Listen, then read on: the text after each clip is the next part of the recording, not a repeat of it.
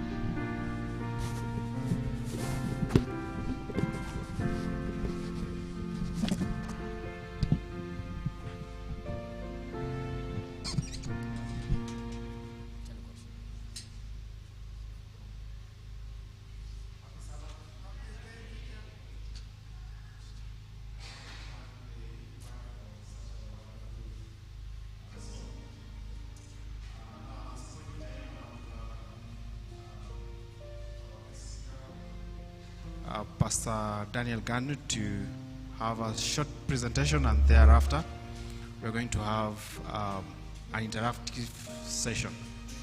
How many with me will welcome the speaker to speak with us this afternoon? Thank you.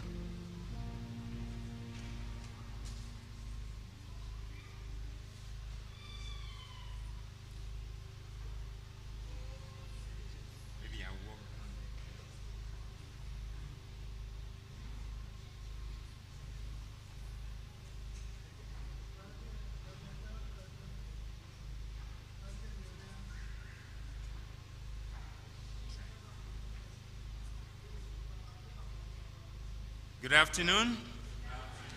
How was your lunch? You know, when you have a hearty lunch in the afternoon, it goes with something. What does it go with? You may see yourself dozing off. And if I see you dozing off, I'll call your name. And then I will ask you a question. Okay. We thank God we can come back again, and this afternoon we want to focus our attention on our youth. And of course, our parents can also be here and support us, and during the interaction they can also contribute.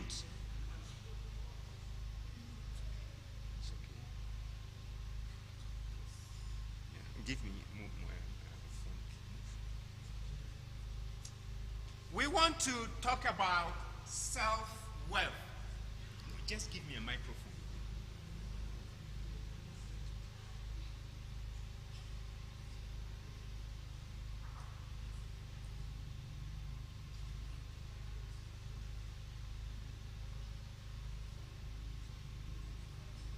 Okay, as I go about, countries, especially in our continent, I have come across our youth having a problem with self-worth. Self-worth.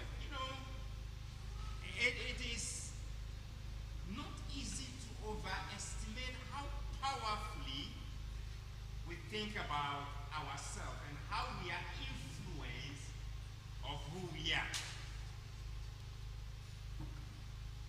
A sense of identity, a sense of belonging, especially especially in our age where we have strong peer pressure, which has been necessitated by the social media and many other things. Our youth are struggling to have a stronghold.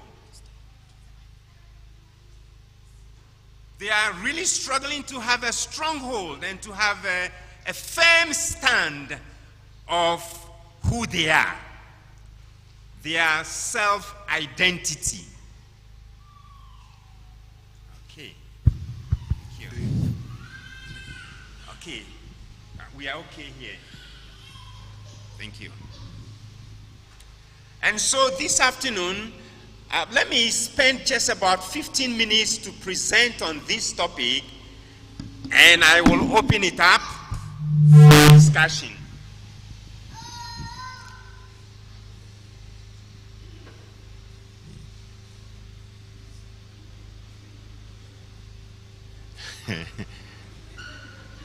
Can it reach here? Can this thing reach here? If it can reach here, I will just use my finger to press it. Okay, good. And you can take this one. Thank you. I think we are okay now.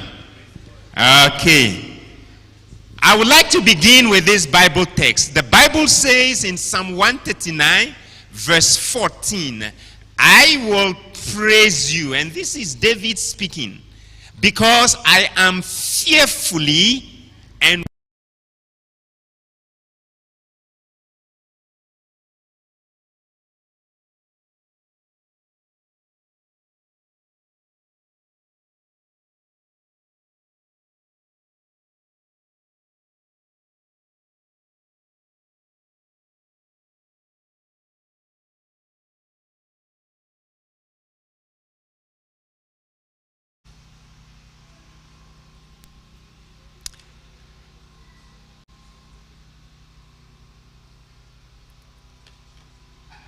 what matters most is how you see yourself.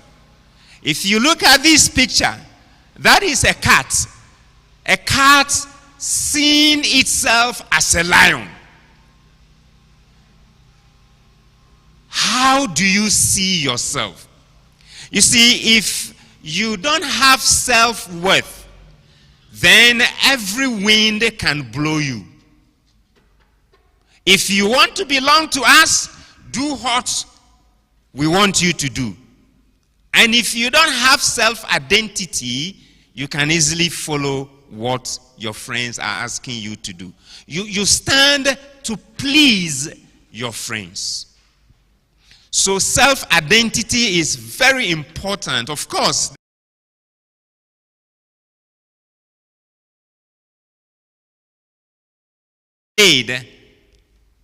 and then Job also said, thy hands fashioned and made me. If we know who we are as God's children, no amount of peer pressure can toss you here and there. But this afternoon for our youth, I would like you to know that you were made by God. Nobody and no other thing, no nothing else. You were made by God. You were also made like God, and you were made for God's glory. Number 3 things. You were made by God. You were made like God, and you were made for God. You are not made to please anybody or to glory anybody.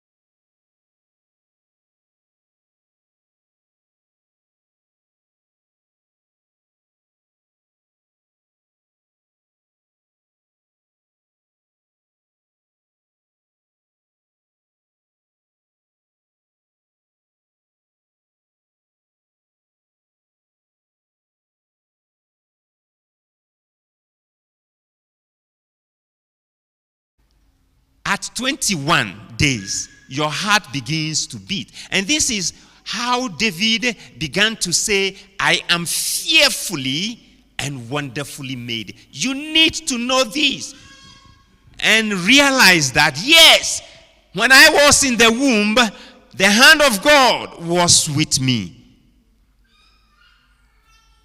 The hand of God fashions you.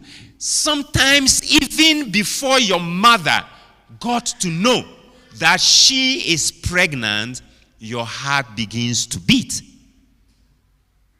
And that heart continues to beat. The very moment it stops beating, what happens to you? You are dead. 21 days, your heart begins to beat. At 40 days, your brain waves can be detected and recorded. Let me not spend time here. At 6 weeks, you are responding to touch. You are growing. The hand of God is with you. Part of your bodies are beginning to form. Your nose, your eye, your fingers. You are growing in the womb. At 7 weeks, your toes were all formed and could suck your thumb. 7 weeks. At 8 weeks, you are a little more than 1 inch in length. But in the tummy, you had every part found in any adult and could grasp objects. You are fearfully and wonderfully made. 9 weeks, your fingerprints were evident. At 10 weeks, you can see how your toes, your leg is. This is the average size of your footprint. 10 weeks. 12 weeks, you had your sense of taste. You can taste, yes. At 14 weeks, you could hear, had a fully developed sense of smell, and could be startled. You could also feel pleasure or pain. You are growing beautifully in the womb. Who is in charge? God. God. God is in charge. At 16 weeks, you could swim, kick, and turn somersault. At 19 weeks, this is the youngest that any baby can be born and survive. If you are born before this time, you cannot survive. In fact, there is one baby Kelly who was born at 21 weeks and she survived. 21 weeks. You are fearfully and wonderfully made. 5 months. Others beside your mom could now feel you moving. I wish that part of my wife could come again. I enjoyed it. I could see the baby moving in my wife's tummy. I could see him, my daughter, I have only one child. I could see her kicking. The next time I will see her here, and I will be watching. We are fearfully and wonderfully made. 6 months, you weigh around 3 pounds. Your eyes could open and react to light. Your home for 9 months is in the womb. 9 months. Lo and behold, after the 9 months in the womb, you are finally out. You are fearfully and wonderfully made. You could have died in the womb. God was the one in charge. When your ear is forming, it could be something else. God was in charge. You could be deformed, but God was there. Yes, you are fearfully and wonderfully made by God. you are very special in God's eye. Your sense of worth and value as a person is great in God's eye. Many of us, we have not noticed it. And so, when your friend tells you to do something against the will of your maker, because you don't know who you are quick to do it to please your friend. How about your maker? How about the one who made you, who was tending you in the womb? Why don't you want to please him rather than your friend? That is what we have with most of our youth. The peer pressure is so strong on them, and so they tend to please people. When you are without something you need, you will find yourself uncomfortable even at the point of death. Yes, without water. You feel so thirsty. You become thirsty. Without sleep, you stay very sleepy. But so when you perceive your life as having no value, no purpose, or you are of any significance, you will become miserable. You will become miserable in life. There are many people who have even killed themselves to avoid living a life of misery. Many have taken their life, suicide. Why? Because they become so miserable in their own eyes. It is probably somebody teasing them.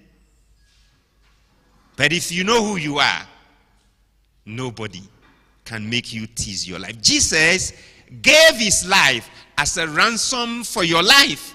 God tells you that you are so significant to him that he always keeps an eye on him. The price that God put on you, you cannot imagine, is higher than anything else in this world. He manages to be so sensitive to your situation that he even keeps track of the hairs of your head. That is how much God values you. That is how much he values. There is obviously nothing more important to God than your welfare. God says to you, be careful concerning your choices. You are so precious to me.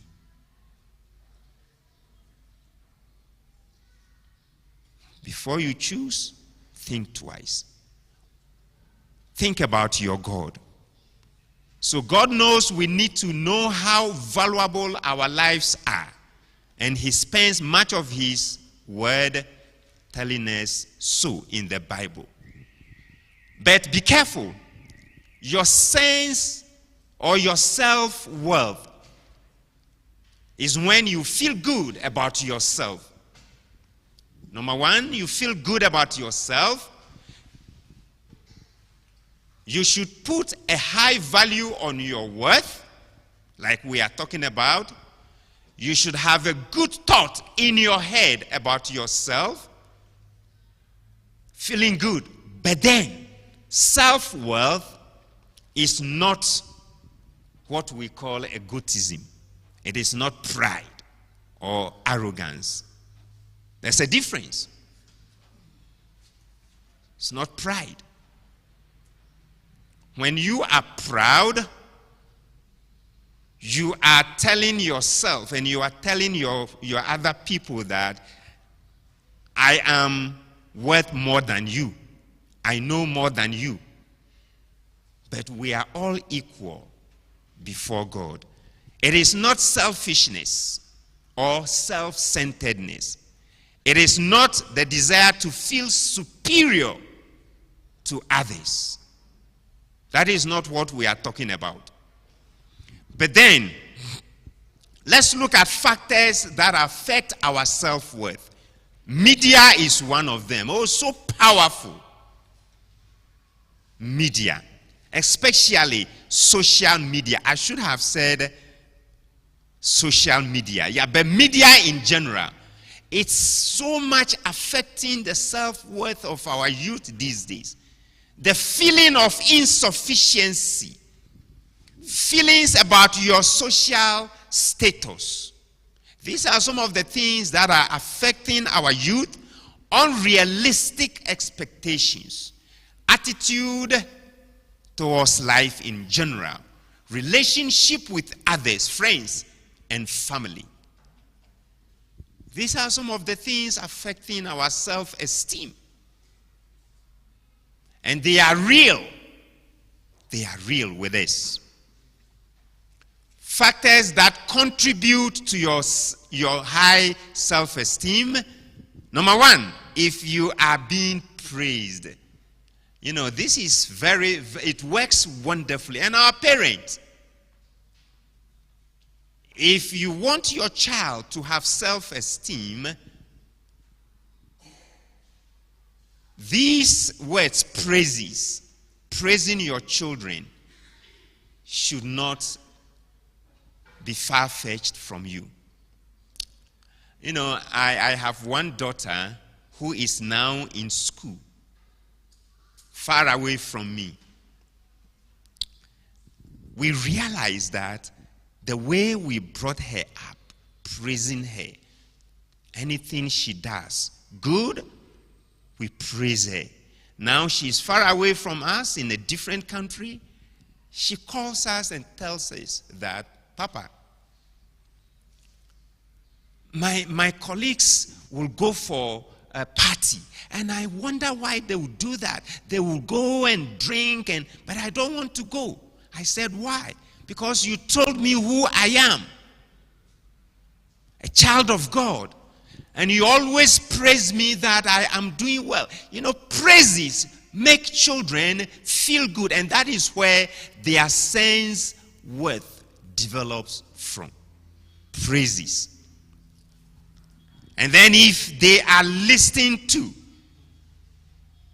and then if we respect them, if we give them attention, then the youth, if you have trusted, worthy friends. My wife always tells my daughter that you have to choose your friends. Choose your friends. Choose the one you think respects you, the one that trusts you, the one that values you. But if you are there and anybody who comes and you accept him or her, you will get yourself into trouble. When you are being ignored, factors that contribute to low self-worth. When you are being ignored or made fun of. You see, children are very naive and are very innocent. When they are mocking or making fun of their friends, they do it raw as it is. Whether they are the person they are mocking will be hurt, and they don't care. They will just make fun of you, laugh at you, and it affects the self-esteem of the one. So when you are being ignored or made fun of, when you have low emotional state, when you are being criticized, these are factors that will contribute to low self-esteem. So we need to be confident in ourselves. We need to have a sense of optimism, the I can do attitude. Look at this picture. You know, and most of the times, we will find ourselves on the ladder, you know, in one of these places. I won't do it. Why? Is the child saying, I won't do it? And he is just staying there. I won't do it. I can't do it. The second one. What is happening to your child? And she is saying, or he is saying, I can't do it. I want to do it. Now, how do I do it? I will try to do it. I can do it. I will do it. Yes, I did it. Our children, they will always find themselves in one of these places. Those who have or who believe in themselves, they will always find themselves up here. Yes, I did it. There are some of them, they will always remain down here. I can't do it. I won't do it. Every child of God can do it, no matter what it is. You should not find yourself saying that I won't do it, I can't do it. No, you can do it. High self-worth increases your confidence. If you have confidence, you will respect yourself and you will also respect others, improve your relationship with God and others. Let me read quickly. Low self-esteem, on the other side, will cause depression, unhappiness, insecurity, low confidence, and poor relationship with God and with others. That is why we see a lot, many of our youth having depression. And eventually, some of them, if I see a youth contemplating suicide, it's a pity. It's a pity. Our society is so wicked.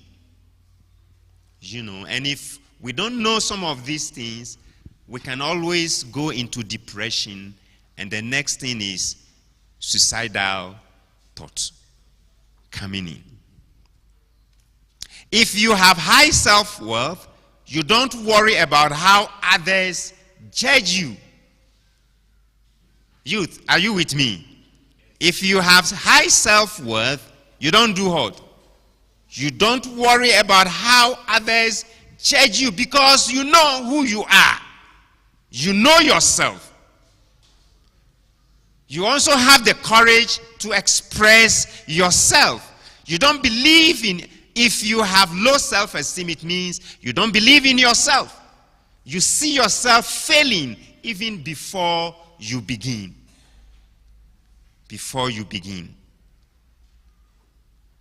You have hard time forgiving. You believe you can never be as good as others. You worry about everything you do. You are quick to criticize. So low self-esteem is not good. What we would like to do is for all of us to have high self-esteem. So, how do we build that? Let me talk about this, then I'll open it up for discussion. How do we build high self-worth or high self-esteem?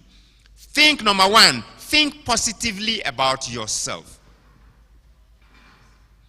Now, the question is, how do I think positively about myself? It's one of the things probably we will discuss. Believe in yourself. As a child of God, I can do it. Believe in yourself. Always look your best. Eat correctly. Don't eat junk food. Eat correctly. Eat good food. We don't know how bad food can negatively affect our health. Eat correctly. Do something for someone, like we talked about this morning. Choose friends who value and respect you. Exercise regularly. Accept things you cannot change about yourself. And lastly, you have to trust in God. Trust in God. I want to stop here And then I want to open it up for discussion. We have our parents here who can help contribute to this topic. Self-esteem, self-worth. As youth, how do we build that? It's open for discussion. So, if we have questions, we can ask questions, or maybe Cleopas, you can come and regulate it. Is Cleopas around? Okay, come and regulate the questions and answer. For our parents, we will indulge you to contribute and to help so that we can help our youth. Good afternoon. So I think Pastor has opened the floor for us to then engage in what we discovered. So maybe I want to see the show of hands. Those who have questions, we can begin questions, Pastor? Yes, questions. Yes. Those who have questions?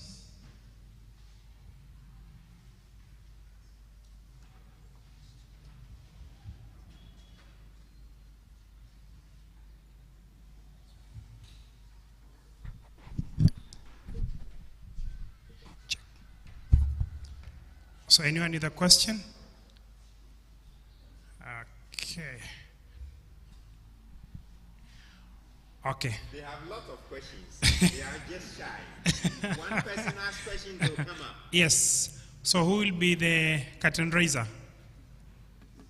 That one person who will raise the